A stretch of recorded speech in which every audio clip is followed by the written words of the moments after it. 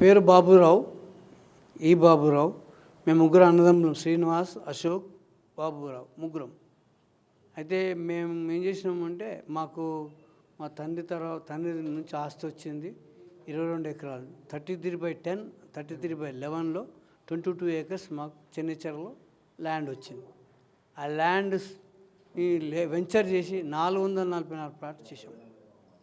444 ప్లాట్లు చేస్తే అందులో మాకు ఈ కమలాకర్ రెడ్డి అనే అతను వెంచర్లో కొన్ని ప్లాట్స్ అన్నీ అమ్ముతుండే, కమిషన్కు నడుస్తుండే.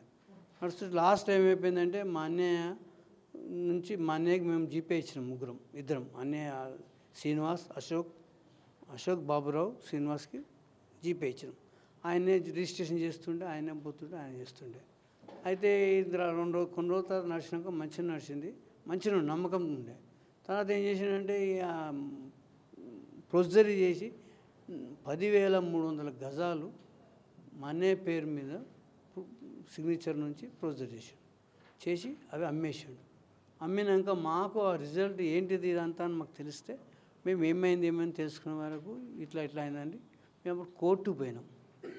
కోర్టుకు పోతే కోర్టు నుంచి ఏమైపోయిందంటే, కోర్టులో మాకు కేసు నడుస్తుంది.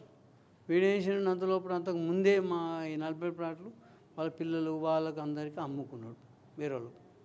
అమ్ముకున్నాక కోర్టులో కేసు నడుస్తుంటే కేసు ఏమైంది ఏంటని చూస్తే తప్పుడు పత్రాలు కమలాకర్ రెడ్డి కోర్టుకు సబ్మిట్ చేసి అది సరిగ్గా చేయక మళ్ళీ అది కాకుండా చేసిండు. మళ్ళీ మాకు నడుస్తుంది కేసు నడుస్తుండగానే వీడు 47 ప్లాట్లు ఏం చేసినంటే అన్నీ అమ్మేసి చేసి దగ్గర పెట్టుకుంటే మేము అడిగితే మాకేళ్ళి మా అన్నయ్య మీద వేసిన గుండాలని వాళ్ళని వీళ్ళని పంపించి గడబడేసాం.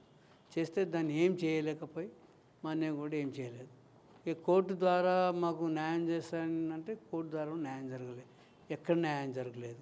ఇప్పుడు మీ మీడియా ముందు మాకు న్యాయం జరుగుతుందని మేము మీ మీడియా ముందు చెప్పుకోగలిగినాం.